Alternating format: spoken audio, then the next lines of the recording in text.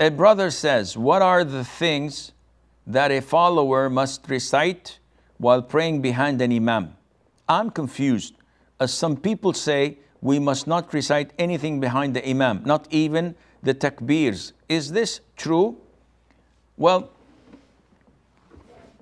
instead of giving you a fish every day, it's best that I teach you how to fish yourself so that you don't need me anymore. And this is what every da'i and scholar does. In their lectures, it's very easy to say yes and no and move on. But rather they insist on teaching you to learn where they learned from. So instead of coming back to me and asking me the same question over and over, I'll teach you how to fish. First of all, those who say a follower must not say anything behind the imam, not even the takbir. This is ridiculous. Nowhere in the Quran or in the Sunnah that it restricts you from saying anything. Rather the opposite. In the Sunnah, it teaches us how to pray behind an imam. And the Prophet said, alayhi salatu wassalam, إِنَّمَا جُعِلَ الْإِمَامُ لِيُؤْتَمَّ بِهِ.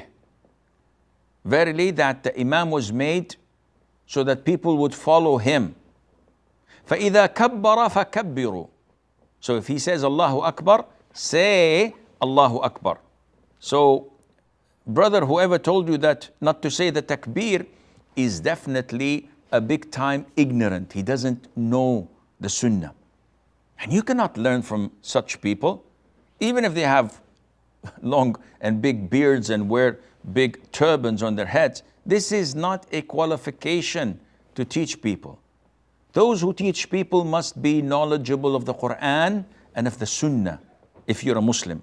But to be a blind follower of a madhab or a school of thought or a maslak, as they say, and ignore totally the Quran and Sunnah, Houston, we have a problem.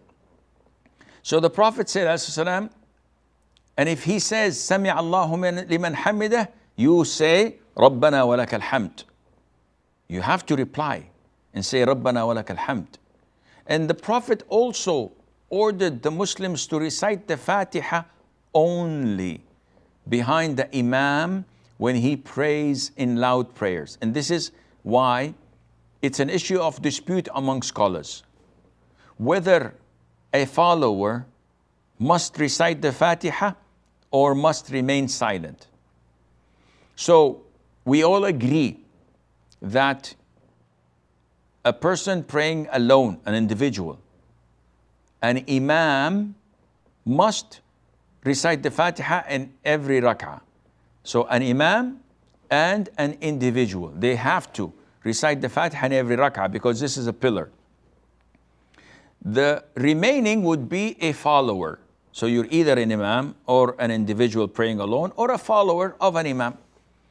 As for the followers of imam, the scholars have disputed in regards of Fatiha. Some, and this is led by Abu Hanifa, may Allah have mercy on his soul, and those who follow him, say that it is not permissible to recite the Fatiha in any rak'ah when you're praying behind the imam, whether it's a loud rak'ah or a silent rak'ah. So what should I do? Just stand there and watch the stars and count them? They said, yes, you don't say anything. Other scholars, led by Al-Imam al-Bukhari, may Allah have mercy on his soul, say that you must, as a follower, recite the Fatiha regardless of the type of rak'ah, whether it's silent or loud. A third group took a middle path after collecting all the evidences and analyzing them. And this is the opinion of Imam Malik ibn Anas. May Allah have mercy on his soul, the Imam of Medina. He said that in silent rak'ah, the ma'moom, the follower, is obliged to recite the Fatiha in every single rak'ah that is silent, because he did not hear it from the Imam, so he has to recite it for himself. And if there is enough time, he should recite another surah, no problem. But when the rak'ah is loud and the Imam is reciting in a loud voice, jahran, the Fatiha, then his recitation is sufficient for me. I'm not obliged to recite it. So if I skip it, no problem.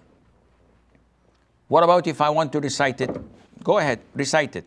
Can I recite another surah afterwards? It is totally prohibited to recite in loud rak'ahs anything else other than the Fatiha for the follower.